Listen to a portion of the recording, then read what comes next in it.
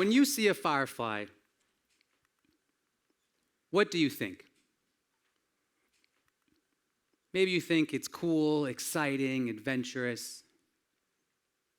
I think, yeah, it's pretty cool. I also think the light will fade out. It won't last. I was my high school valedictorian and my university graduating class president. I am as overachiever as they come. I was also my preschool valedictorian. No, that doesn't exist. But if it did, I would have been it. 3 times in my life, I made like a weird decision. I took a little bit of a weird path. 3 times in my life, I followed the firefly. I followed just a little bit of light and saw where it took me.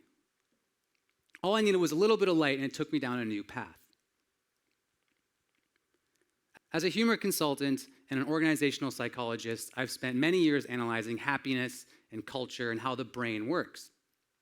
These 3 decisions I made took me to being a humor consultant. They led me to this point. So let's look at them and learn from them. I followed the firefly for the first time when I applied to be a floor fellow at McGill University. Any McGill grads here? McGill students? Yeah. I was a management student at the time, doing very well in my management classes. See, I was wearing suits all the time on the left. So I was doing very well in my math and finance classes and doing business case competitions. And then I would also just tutor and mentor people on the side. And I would teach my nieces how to play chess just on the side. So the opportunity came to apply to be a floor fellow. Floor fellows at McGill are like resident advisors, just a little bit cooler. They're more like mentors. They give you the chance to choose. They give the students the opportunity to choose. So more like mentors, not police. How Canadian, right? I just applied last minute on a whim. The doubts and skepticism was there. It's like, Vandad, you're a management student. Just keep doing math and finance. Stay in your lane. Just stay in your lane, keep doing math and finance. Management students are not floor fellows. I decided to still take the first step. Just apply, take the first step, see what happens. I told myself all I needed was one interview, one chance to show how much I enjoy mentoring others. I got one interview at McConnell Hall. I communicated how I genuinely enjoy mentoring others, and I got the job. And I really enjoyed the job. I did not need to have the whole plan for it. If I had gotten in my head of like, oh, maybe there's an exam in French, an examen en français, and I'm already behind on this super competitive process, I would have missed the opportunity. I didn't realize it at the time, but what I was experiencing was this idea of maximizing and satisficing. The psychology research about decision-making shows that there's maximizers and satisficers. Maximizers try to make a perfect decision, maximize every detail, while satisficers just try to make a good enough decision. Maximizers generally do better. They have more wealth, but they also feel worse because they're more prone to social comparison and regret. Because they've tried to maximize every decision, they can compare with other people very easily. Satisficers spend less time making a decision and get more pleasant surprises. It's natural to want to maximize. I get it. But if we keep maximizing steps, we keep going down this path, sometimes we just are maximizing for the sake of it. Are we asking ourselves, why am I doing this? It's also okay to just satisfy a need and take the first step. Because the problem with the status quo is that every finish line becomes the next start line. Every finish line becomes the next start line. If we keep maximizing the steps, if we keep staying on this plan, every time we finish one thing, it just becomes the next thing and the next thing. I just need to get a good job. Then when I get a good job, I just need to find a good partner. Then when I find a good partner, I just need to have enough money for a down payment. Then when I get the house, then I just got to put my kid into a good school. I'm going to sound really motivational right now, but we all know life's actual finish line. So what are we racing towards? Are we asking ourselves enough, am I enjoying the steps? Am I maximizing things just for the sake of it? Following the firefly means taking the first step. saying, I'm going to do something that satisfies the need. I'm going to take the first step, even if I don't know the plan, and I'm going to see what happens. I followed the Firefly for the second time when I was working as a business consultant at Accenture. We were working long, long hours on the client site, and I would do silly things to maintain some energy and have some fun. I had a lot of bow ties in my desk, like this one up here, and I would just wear a bow tie before a big meeting. I have a lot of bow ties. I would tell people Aladdin is my favorite Disney movie, and don't you dare tell me Lion King is better. Like Jasmine, a flying Persian carpet, Robin Williams as Genie. Come on, it's no brainer.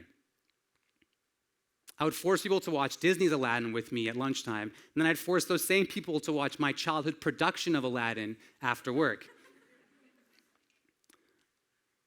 for which I've still yet to be thanked. They don't thank me, but...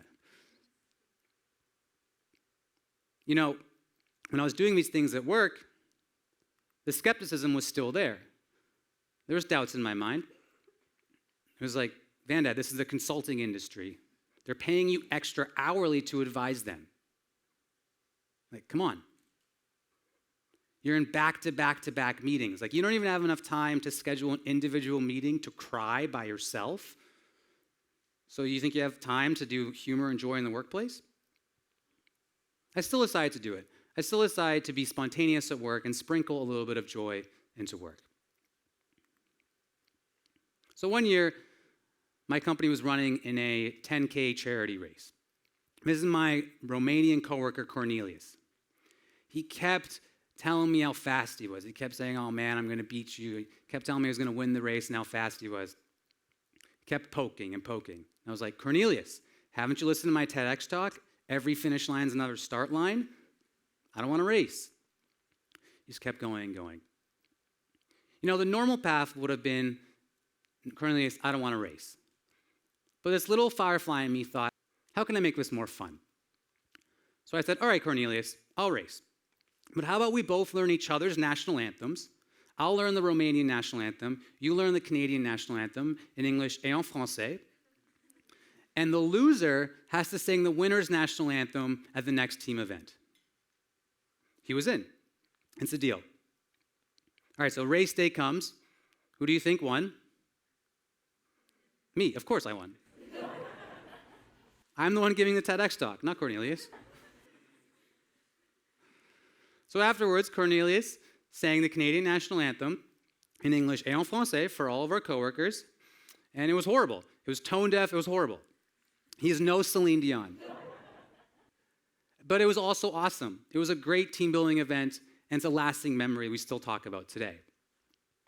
If I had the mindset that work is work and that I cannot play in this space, we would not have done this.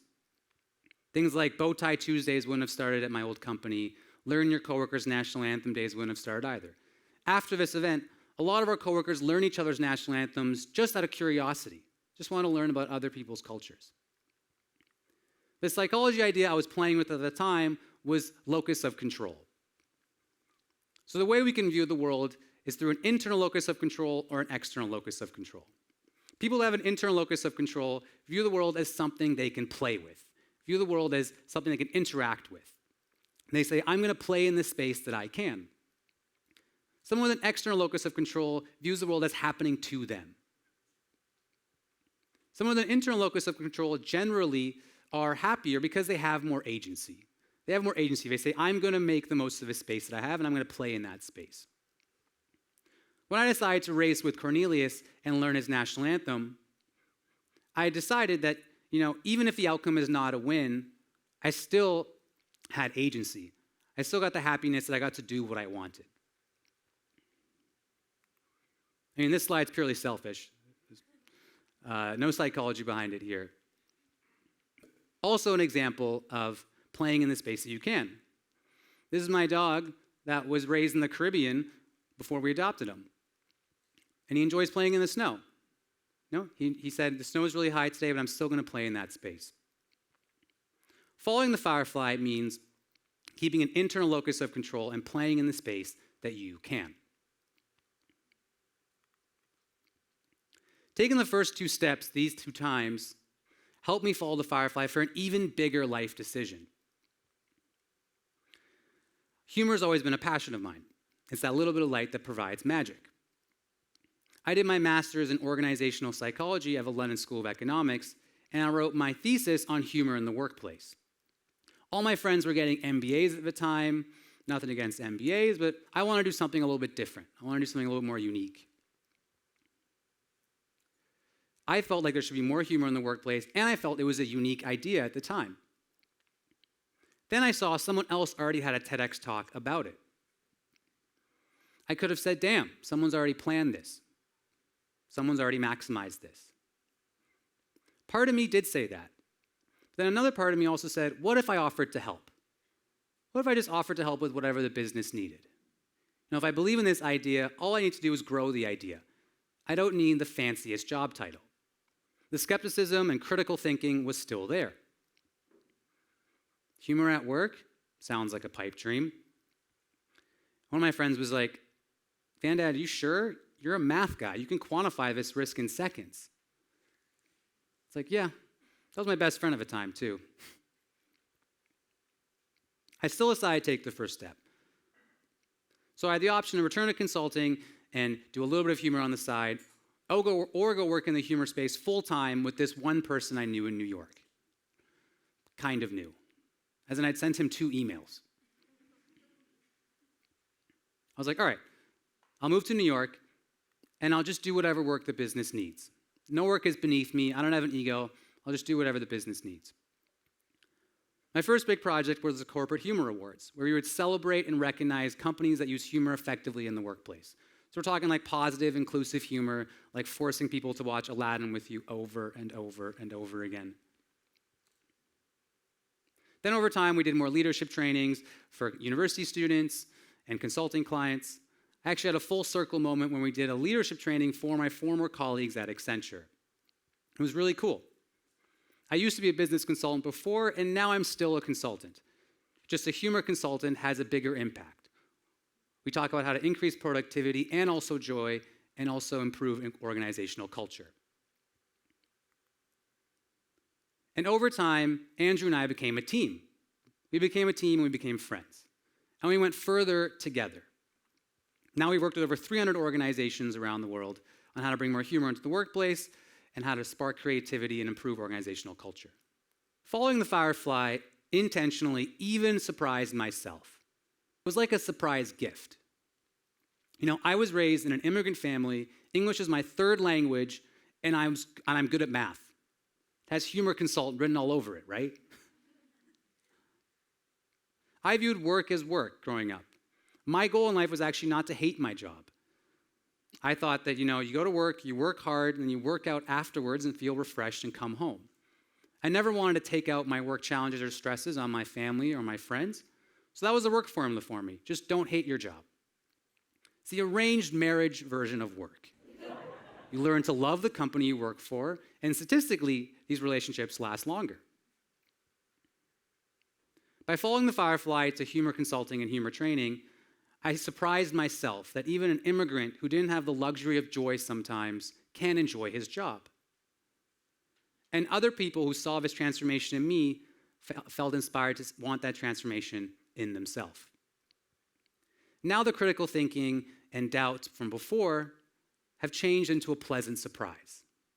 People ask me, Vandad, is your job a real job? It's like, yeah, surprisingly necessary as well. So, how can you apply this to your life?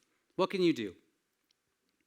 First, think of the small impulse decisions that you've made where you did not know the full plan, where you just satisfied the first need. These are your fireflies. Think of the things you could do as opposed to you should do. These are your fireflies. It could be as simple as a drop-in salsa class or a spontaneous basketball game. Take the first step. Keep doing them. Second, keep an internal locus of control. Play in the space that you can to give yourself more agency and keep doing what you want. You might even surprise yourself. You might surprise yourself with how far you get. The skepticism and doubt will always be there. Just keep moving forward. Keep taking action. I just want to take a second here. We can all reflect. Everyone just close your eyes for 1 second. Think about one thing you've done in the last month where you just satisfied the first need. You just took the first step. Think about one thing that maybe you could grow.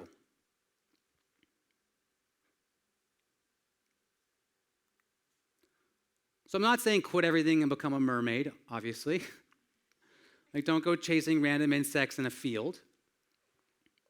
It's about pursuing the small moments you like and seeing where that takes you to avoid the next start line and the next start line and the next start line.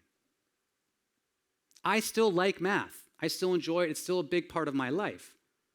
I also turn that little bit of light, humor, into a full-time career. You can do the same. A little bit of light is all you need to explore a new path. So what would happen if everyone here followed their firefly? Thank you.